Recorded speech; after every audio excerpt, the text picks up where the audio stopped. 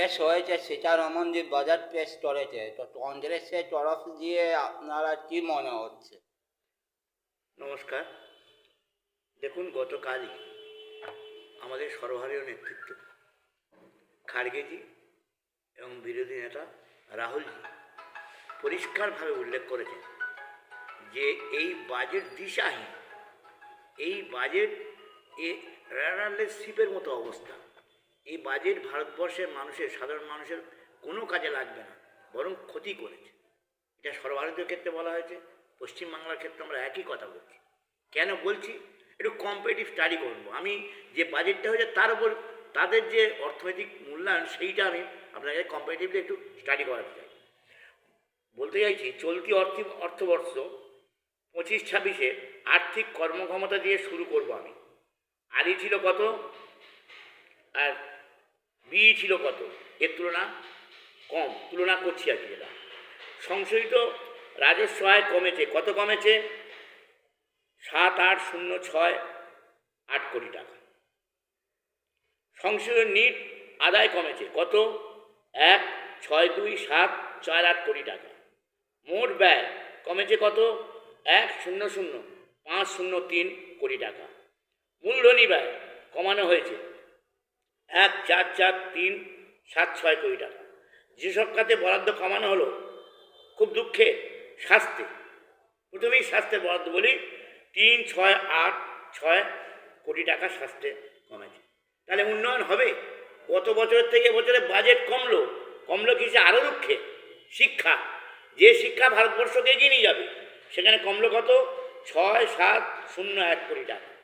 শিক্ষা এবং স্বাস্থ্য, যেটা রাষ্ট্রের মেরুদণ্ড বলা যেতে পারে, শিক্ষা যদি এগোয়, স্বাস্থ্য যদি ঠিক থাকে, তাহলে রাষ্ট্র এগুচ্ছে, এটা মনে করা হয়। তাহলে রাষ্ট্র আগামী দিনে ভালো জায়গায় পৌঁছাবে। দুটো জায়গা আঘাত করবে। সামাজিক কল্যাণ আর একটা বড় জায়গা, কত কমেছে? 9,999 কোটি টাকা। কৃষিতে আর একটা ধাক্কা।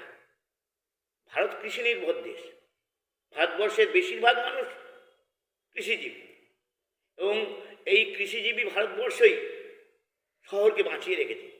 কৃষকরাই আমাদের মুখে অন্ন তুলে দেয়, আর কেউ নয়। সেই কৃষিক্ষেত্রে কী করা হলো? 6,985 কোটি টাকা কমানো হলো।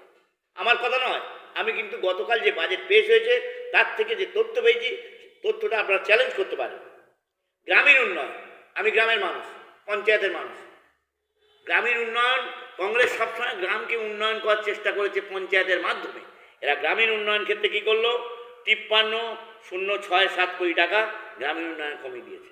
নগর উন্নয়ন, বিভিন্ন মিউনিসিপ্যালিটি কর্পোরেশন, সেখানে কত কমলো? উচিত নয় কমা, সেখানে 3,9,573 কোটি টাকা। উত্তর পূর্ব ভারতের উন্নয়ন কমলো কত? 1,436 কোটি টাকা। এইবার আর একটা জিনিস বলি, ভারতবর্ষের প্রায় 80% মানুষ schedule caste, schedule tribe, OBC. 80% মানুষ। শিডিউল কাস্টের সব থেকে বেশি উপকার করেছিল Congress, schedule caste, schedule tribe, ওবিসিদের। সেই শিডিউল কাস্টদের, ওবিসিদের এবং শিডিউল ট্রাইবদের নির্মমভাবে বরাদ্দ হ্রাস করা হলো। যারা ভারতবর্ষের জনজাতি, আমিও বিলং টু শিডিউল কাস্ট পন্ড কমিউনিটি, আমি মনে করি শিডিউল কাস্টের গলায় পা তুলে দেওয়া হলো। ভারতবর্ষের শিডিউল কাস্ট, শিডিউল ট্রাইব এবং ওবিসি, তাদের গলায় পা তুলে দেওয়া হলো। প্রধানমন্ত্রীর অনুসূচিত জাতীয় অভ্যুদয় যোজনা কমলো কত? 8,900 কোটি টাকা। ওবিসি, ইবিসি ও ডিএনটিদের জন্য পিএম ইয়াং অ্যাক্টিভিটি স্কলারশিপ কমলো কত? 6,900 কোটি টাকা। এসসিদের পোস্ট ম্যাট্রিক স্কলারশিপ কমলো কত? 3,600 কোটি টাকা। এসটি উন্নয়ন কর্মসূচি কমলো কত? 1,559 কোটি টাকা। আর একটা জিনিস, জীবন আর জল, এ দুটোকে বাদ দেওয়া যায় না। বাঁচতে গেলে প্রথম জলের দরকার। তাই জীবনের অপর নাম জল, জলের অপর নাম জীবন। সেই জল জীবন মিশন, জাতীয় পানীয় জল মিশন, বরাদ্দ কমানো হয়েছে কত? 5,000 কোটি টাকা। ভাবুন তো, পরিশুদ্ধ পানীয় জল প্রথম আমাদের দেওয়া উচিত। মানুষের বাঁচার প্রথম যে ক্রাইটেরিয়া পরিশুদ্ধ পানীয় জল, সেখানে কমলো কত? কমিয়ে দিয়েছে 5,000 কোটি টাকা। প্রধানমন্ত্রী আবাস যোজনা 1986 সাল, 85 সাল রাজীব গান্ধী পবিত্র পার্লামেন্টে দাঁড়িয়ে বলেছিলেন যে home for homeless, centre for centreless, তিনি কি করেছিলেন, যে ইন্দিরা আবাস যোজনা, যার তৎকালীন মূল্য ছিল কত, 15,000 টাকা, বলেছিলেন সমস্ত গৃহহীনদের গৃহ দেওয়া হবে। আমরা আশা করেছিলাম অন্তত এই বরাদ্দটা বাঁচবে। সেখানে কত কমানো হলো, আবাস যোজনায় 3,200 কোটি টাকা কমানো হলো। আগামী অর্থবর্ষে সরকারি বরাদ্দ নিম্নলিখিত প্রকল্পের EY 2027 এর কম টাকা বরাদ্দ। ইবি কত, ইবি 26-27 আর আরই 26-27। ফসল বীমা প্রকল্প, ইউরিয়া ভর্তুকি, যেটা কৃষিক্ষেত্রে সব থেকে বড় জিনিস। ফসল বীমা যদি না হয় কৃষক বাঁচবে না, ফরিয়ারা দালালরা এটা শেষ করে দেবে, সেক্ষেত্রে কমিয়ে দেওয়া হয়েছে। ইউরিয়া ভর্তুকি, চাষের ক্ষেত্রে কৃষিজীবী মানুষ তারা সার ব্যবহার করে, ভর্তুকি কমিয়ে দেওয়া হলো। প্রধানমন্ত্রী গরিব কল্যাণ অন্ন যোজনা, যেটা সেখানেও বরাদ্দ কমানো হলো। বিমান ও এরো ইঞ্জিনিয়ার প্রতিরক্ষা, নৌবাহিনীর ডকইয়ার্ড প্রকল্প, বায়ুসেনা প্রকল্প, জাতীয় নিরাপত্তা প্রযুক্তি, দারিদ্র পরিবার, এলপিজি গ্যাস সংশোধন। FY 27 এর আনুমানিক নামমাত্র জিডিপি কত, বৃদ্ধির হার 10%, যা চলতি অর্থবর্ষের চেয়ে কম। তাহলে কী দাঁড়াচ্ছে, জিডিপি চলতি অর্থবছরের থেকে কম হবে, তাহলে দেশ এগুবে? এই দেশ বলা যাবে? এই বাজেটকে বলা হবে যে হ্যাঁ এটা এই বাজেটটা অন্তত একটা মানুষের কাজে লাগবে? দিশাহীন বাজেট নয়, কিন্তু একেবারে দিশাহীন একটা, মানে সব থেকে, যদি এতদিন স্বাধীনতার পরে কেটে গেছে অনেকগুলো বছর, সব থেকে যদি খারাপ বাজেট পেশ হয় এই বছর ভারতবর্ষের পবিত্র পার্লামেন্টে বাজেট মিনিস্টার সেই কাজটা করলেন, এবং এটা আমাদের পক্ষে ক্ষতিকর। তাহলে কি মনে করছেন?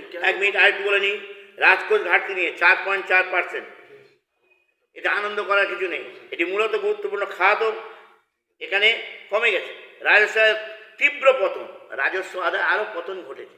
ভাবুন, 17, 14, 53, 523 কোটি টাকার ক্যাম্পাস, কোনো আস্থা জায়গা নেই, কারণ আগের বাজেটগুলিতে ক্যাম্পাসের যে পরিণতি হয়েছে সে বিষয়ে এর বছরই 1, 4, 4, 3, 6, 7 কোটি টাকা কাটছাট, তা সবার সামনে।